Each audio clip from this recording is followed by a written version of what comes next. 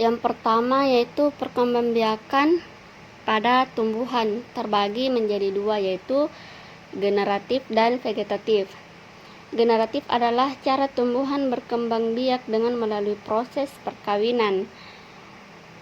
Proses perkawinan dilakukan dengan proses penyerbukan yang nantinya dalam perkembangbiakan tumbuhan secara generatif ini akan dimulai dari biji. Penyerbukan adalah jatuhnya benang sari ke kepala putik. Kemudian vegetatif. Vegetatif adalah cara tumbuhan berkembang biak tanpa melalui proses perkawinan. Perkembangan vegetatif terbagi menjadi dua, yaitu vegetatif alami dan vegetatif buatan.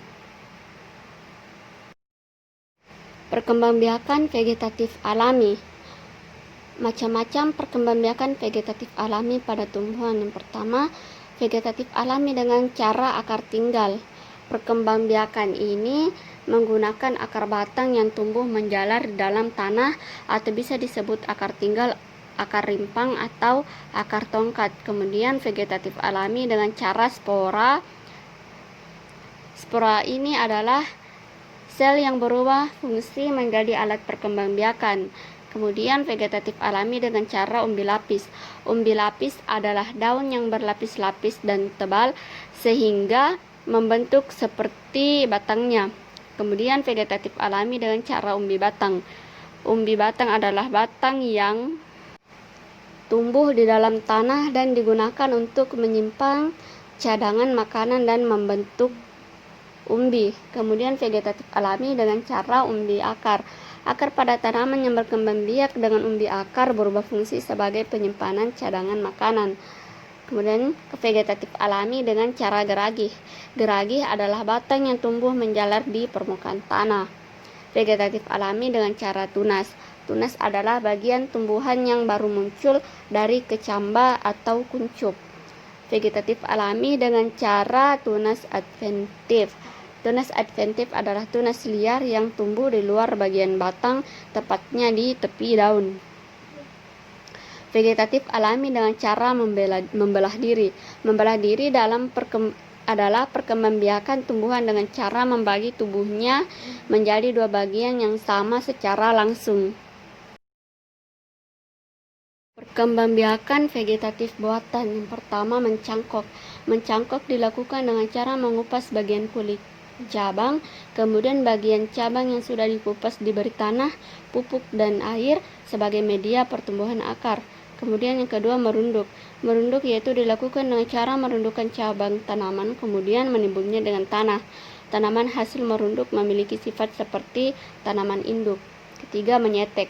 Menyetek adalah memperbanyak tumbuhan dengan cara menancapkan atau menanam potongan-potongan bagian tanaman seperti akar, batang, dan daun untuk menghasilkan tanaman baru seperti tumbuhan induknya. Ada 3 jenis setek, yaitu setek batang, setek akar, dan setek daun. Keempat, menempel. Menempel yaitu cara mengembangbiakan tumbuhan dengan cara menempelkan kulit pohon bermata tunas suatu tanaman ke kulit pohon tanaman lain. Kemudian yang terakhir, mengenten. Dilakukan dengan cara menggabungkan bagian batang bawah suatu tanaman dengan bagian atas tanaman yang masih sekeluarganya. Kemudian perkembangbiakan pada hewan. Yang pertama, vegetatif atau aseksual. Pada hewan adalah berarti reproduksi hewan tanpa melalui proses fertilisasi. Reproduksi aseksual biasanya menggunakan organ tubuh ataupun bagian tubuh hewan itu sendiri. Beberapa hewan dapat melakukan perkembangbiakan aseksual seperti halnya tumbuhan. Berikut adalah pembahasannya. Perkembangbiakan vegetatif membentuk tunas. Terdapat hewan yang mampu berkembang biak aseksual dengan cara berbentuk tunas untuk menghasilkan keturunan.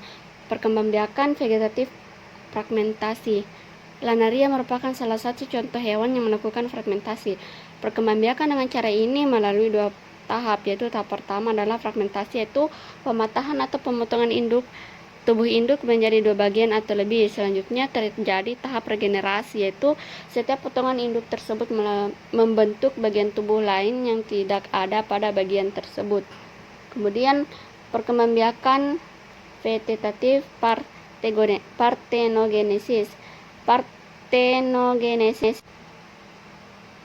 Partegenesis adalah berkembangnya individu baru dari sel telur tanpa proses pertumbuhan atau fertilisasi. Yang kemudian perkembangbiakan generatif seksual. Sebagian besar hewan berkembang biak secara seksual. Perkembangbiakan seksual terjadi melalui proses perkawinan antara hewan jantan dan hewan betina. Melalui proses ini akan terjadi proses fertilisasi, yaitu proses perleburan inti sel sperma dan inti sel telur. Proses fertilisasi ini akan menghasilkan zigot. Selanjutnya, zigot akan berkembang menjadi embrio atau calon anak. Pada tahap selanjutnya, embrio akan berkembang menjadi individu berupa baru dan kelompok hewan. Berdasarkan cara perkembangan dan kelahiran embrio hewan dibagi menjadi 3 jenis. Yang pertama, hewan vivipar, disebut juga sebagai hewan yang melahirkan, dan hewan ini memiliki embrio yang berkembang di rahim induk betina yang akan dilahirkan jika umurnya sudah mencukupi. Kemudian hewan ovipar adalah hewan yang bertelur. Kemudian hewan ovovipar disebut juga hewan bertelur dan melahirkan. Embrionya sebenarnya berkembang di dalam telur, tetapi embrio tidak dikeluarkan seperti hewan bertelur.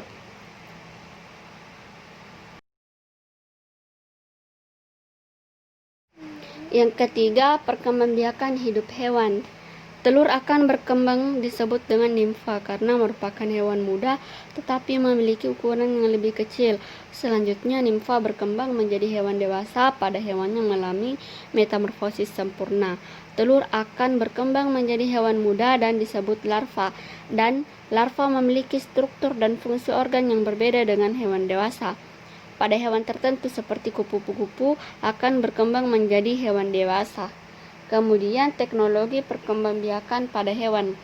Kawin suntik atau lebih dikenal dengan istilah inseminasi buatan adalah proses memasukkan cairan sperma atau sel sapi jantan yang unggul ke dalam saluran perkembangbiakan sapi betina dengan bantuan manusia. Kemudian perkembangbiakan pada manusia. Yang pertama, alat reproduksi pria. Sperma diproduksi dan disimpan pada alat